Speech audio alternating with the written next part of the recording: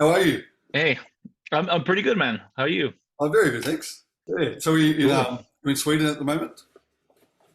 I'm in Sweden. Yes, we're heading your way on Tuesday. It's going to be a really intense week here. We got a reunion with my friends tomorrow coming up, and then on Friday we're going to rehearse with Night Flight Orchestra, and then Saturday we play German festival, Well, and then coming home Sunday, and then we open for Megadeth with Soilwork on the Monday, and then on the Tuesday we traveled oh wow, to Australia with Night Flight Orchestra. So that sounds crazy. it's crazy. It's Yeah, nuts, absolutely nuts. Yeah. yeah.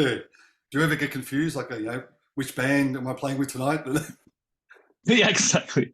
No, I mean, so far so good. I mean, I don't know. Both bands are a big part of me, and they represent me as a person in a very good way, I guess. And so I feel like I have everything I need Yeah, with those two bands, and I think the switch is a lot easier than you would think, and so far so good. I mean, we've done even festivals with just half an hour in between the two really? bands, so Oh wow. so it's on with the glittery suit and the beret, and then off, and then on with the metal vest, and then go. So it's yeah. Yeah, yeah, it's amazing the way you do that. I mean, you don't really see that, especially for a singer. To get those two bands and they Yeah. really are different styles too. Yeah. No, I mean, I when we started doing like festivals with both bands, we've only done it like three times, and then I realized, because we always do Night Flight first. Mm. And then I was like, wow, I sing better with Soilwork. It's like, maybe I should start warming up, So I think that's after 25 years in the business, it's like, maybe I should start warming up. So I've actually done that, and it's sounding better for both bands. So yeah, That's really cool. Yeah, too bad it took 25 years, but hey, you know, yeah. No, it sounds great. Yeah, so like I said before, you've got the yeah, shows Thursday in Brisbane of 3rd of August, Friday 4th in Sydney, yeah. and Saturday the 5th down here in Yeah. Melbourne at Max Locks, which was going to be really cool. Yes, yes, absolutely. I cannot wait, and I mean, it's been sort of a dream to come down under with Night Flight Orchestra. I mean, we've been to down under with Soulwork. I think it's 10 times now. Oh, yeah, So it's always been a dream, and to do that as well. So I'm super excited about it. yeah. Do you ever get much time to like Mm. sightsee, do the sightseeing? Uh, I mean, the budget is a bit smaller than Soulworks. I mean, we do get one day before the tour starts and one day after, Okay, and then it's just three shows in a row. So I wouldn't say I'm not going to be able to see that much, and the majority of the band have not been to Australia before, so I almost feel like responsible. I need to show you this and this and this, yeah, but there won't be much time. So, but it'll be a good time regardless. We're gonna meet so many good people and have good food and hang out. So it's definitely worth it. yeah, It's gonna be nice. yeah. I mean, you know what it's all about. Like I said, 10 times. You're a Yeah, professional now, Australian professional. yeah, I guess. Yeah, Yeah. yeah. Now, so what are we going to expect from your show here in Australia? What are fans going to get? Well, yeah. I mean, it's. I mean, it works out really well live. This kind of music, and the thing that we're doing with this band, the concept, everything. So it's going to be one hell of a party. I mean, it's there's a lot of dancing going on, compared to metal shows that you're used to. So I think I don't know. It's going to be hard to say, because here it's a very mixed crowd in Europe. It's all from prog dads to metalheads to pop kids and hipsters and this and that. So it's really has a very unifying factor, this band. So I think that makes it really special. So it's going to be very interesting to see who we're going to pull in Australia. I mean, I guess a lot of curious metal fans too that are of course fans of Soilwork maybe, and but also yeah, I guess other people from different genres. I don't know. It's hard to say. It's very exciting to see what it's going to be like. But I mean, the show itself, it's one hell of a party, and so much it's quite intense, even though it's not a metal orchestra. Right? It's Yeah, yeah, it's more, we're all over the place really, but it's usually a really good time, and you see so many smiling faces, when we play live. It's a fantastic time. So yeah. people should really come out and see us, and these songs, of course, it's great to listen to them on the album, but live, I think they really come alive as well. So I think. For those people who are in doubt, and has only heard us on the albums, you should come see it live as well, because it's on a whole different level, I would say. Yeah. Well, I was watching your YouTube clip. What was it? Can't get what is it? Oh, live at Bloodstock. Was it 2022? Yeah, yeah, Yeah. And that it was demonstrated. insane. Yeah, yeah, yeah. That's right. You guys are great. Yeah, yeah. Well, thank you. Yeah. Yeah, no, I mean that was a night to remember for sure. And I mean, I think we were the last band. We closed the whole festival, and it seemed like everybody came to that huge tent after. I think it was Lamb of God Mm. before us on the big stage, and then everybody made it to the tent, and decided to finish the festival right in there and party and have a good time. It's yeah, mind blowing. Yeah. No, that's really good. Yeah. Now, can you tell us a bit about your latest show you just did on the July 12th and 13th, supporting Kiss? That must have been a bit of a Yeah. buzz. Yeah, I mean, what a summer! I mean, I will never forget this summer. It's unbelievable, and I feel so grateful that we got to open for Kiss on the very last shows in Sweden, and we did it also at a very cool arena. It's like I don't know how to explain it. It's like a hole in the ground. It's sort of like the Swedish equivalent of Red Rocks in America. If you've ever seen Yeah, pictures from yeah. there or know what I'm I've talking actually about. I've got a photo of it right here. So I was going to ask you about it. This place here. Yeah, It's amazing. yeah, and there we go. Exactly. It's unbelievable. Is that So water cool. behind the stage? Sorry. Is that water behind the stage? Or is Yes, you can actually take a dip there. I didn't, but I should have. But I should have finished the show by just jumping in the water. That's what I should have done. that's incredible. Yeah, what a place though.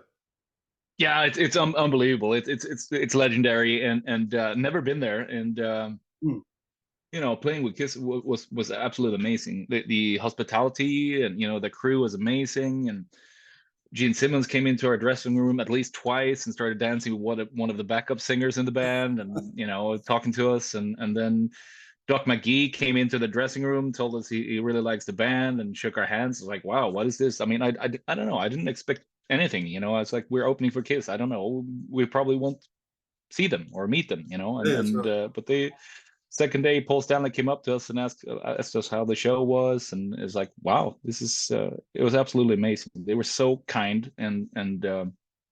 put on such a great show. Hmm. It was unbelievable, and so I'm really happy that we've been a part, like a little piece of the cake, and being a part of that whole last Yeah. thing they did in Sweden ever. And I know that Sweden means a lot to them as well. They've always had a big fan base here, and they definitely finished on top there. Unbelievable show, really, really great. Sounded fantastic. Yeah. Yeah, it's Yeah. amazing. Just like I said, to be on that for the last two shows ever. I guess saying at the moment ever, Yeah. but I think it will be by the sounds of things. No, I think it will be. No, I think it will be, and they brought their families there. So Gene's son and wife and everything. So I think it is the last Yeah. shows that they're doing in Sweden. Yeah. Yeah. So were you guys Kiss fans growing up? Absolutely. I mean, I think I discovered Kiss when I was like 6, 7 years old, but it was more. I think it was a Lick It Up album and Animalize album. So I started with the '80s stuff, and then later on, as I got older, I went back to the '70s and discovered that era, and Yeah. and then I started a band based on their disco era, Yeah. Unmasked and Dynasty. I love those albums and how they mix sort of like kind of disco bass mixed with rock, and I thought it was so cool and different, and so that definitely inspired us starting the Night Flight Orchestra to begin with, Yeah, that's right. then we definitely developed it from there. But yeah, really big fan ever since I was 6 years old. So it's yeah, it's crazy that we've actually we're kids now. It was. I'm glad it was 2 nights and not just one night because it flew by so quickly and it was so hard to take in. So the second day, that's sort of when you landed and sort of like, wow, this is actually happening. So I'm really grateful for that. Now, could you just talk about your single, so The Sensation, which was released in April, a little while ago Yeah. now, but yeah, Mhm. another great song. Mhm. Thanks.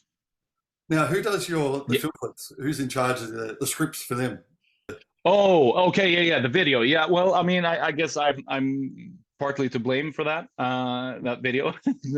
It turned. I just picture this sort of uh, game show, like it sort of like it's late 80s, early 90s game show with like a sleazy host, and then it's about this girl, very young, and she's this promising singer, and then she comes into this world and gets to see everything that's going on behind the curtains, how people can be, and her dream is a little bit crushed from that, but then meanwhile she's rising up, and getting through the show and doing a terrific job, and then uh, and then the host is sort of getting jealous because she's getting all the attention, and so that's sort of what I had in mind, so to sort of see what it's like behind the curtains. Everything looks so perfect, but it's not, in many times, and how it can also be maybe being a young girl, growing up today and also becoming a singer like that, and being a part of a show. Not saying that every show is treating kids that way. Obviously, of course, it's very exaggerated, but I mean, in some cases, maybe it's not.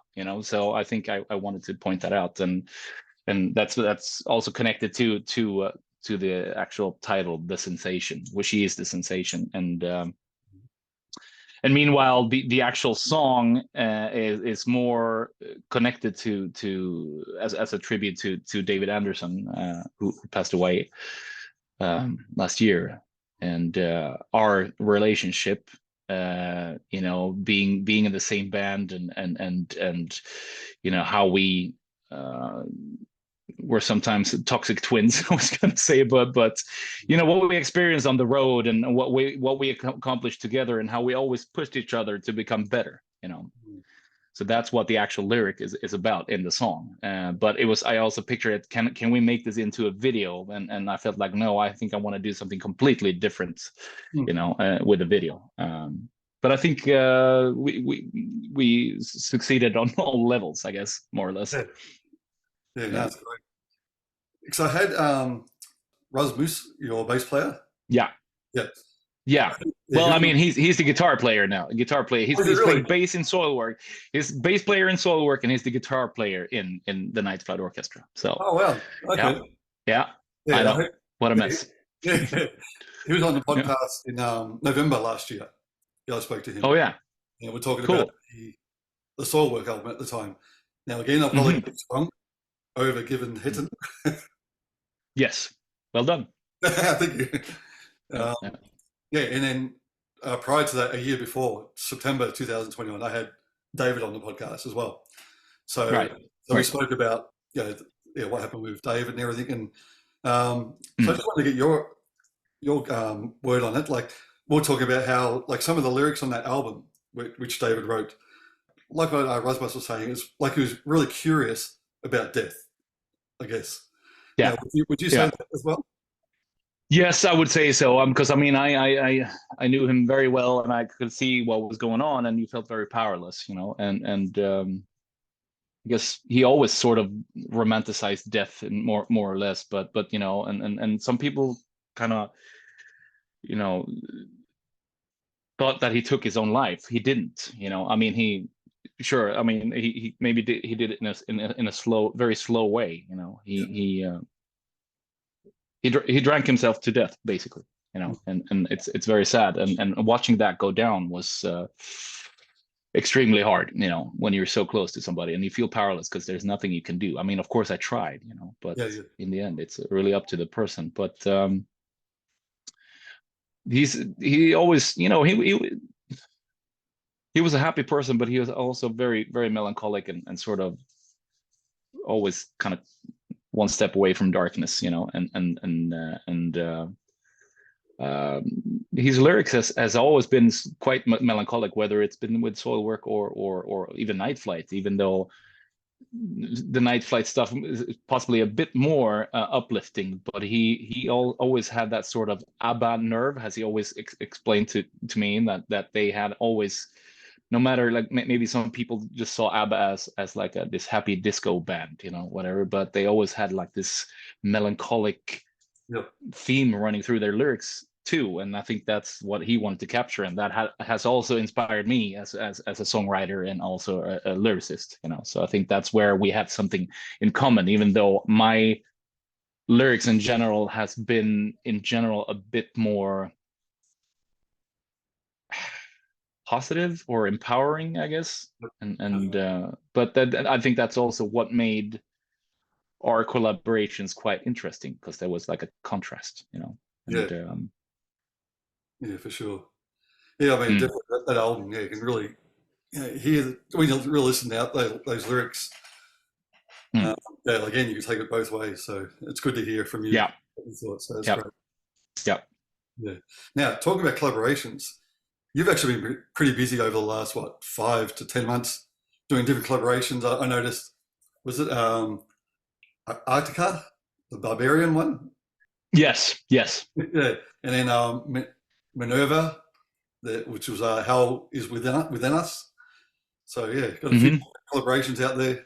There, yeah, definitely. Yeah, I've been doing quite. I mean, I did it a lot during COVID, but it has also continued, because I mean, it's a great way of keeping the pipes alive.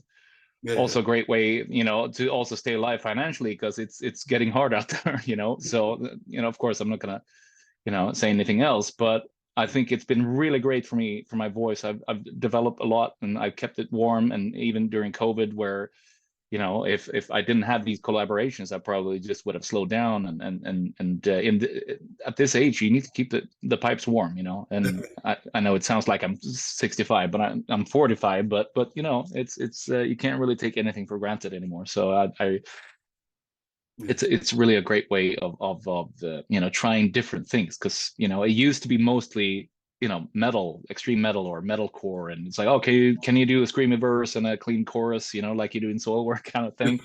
But now it's really all over the place. I get all kinds of music, you know, and I think that's where I had to step outside my comfort zone, and that's how I develop, you know, aside from my own bands, you know. So Yeah. it's you know, it's a win-win situation, really, Yeah. for everyone involved. So do you have different warm-ups you do for like the various bands, different styles? So what would you say is be harder to sing, you think? More of the screamo or more of the clean vocal, in your opinion? I would say Night Flight Orchestra is a bit harder to sing.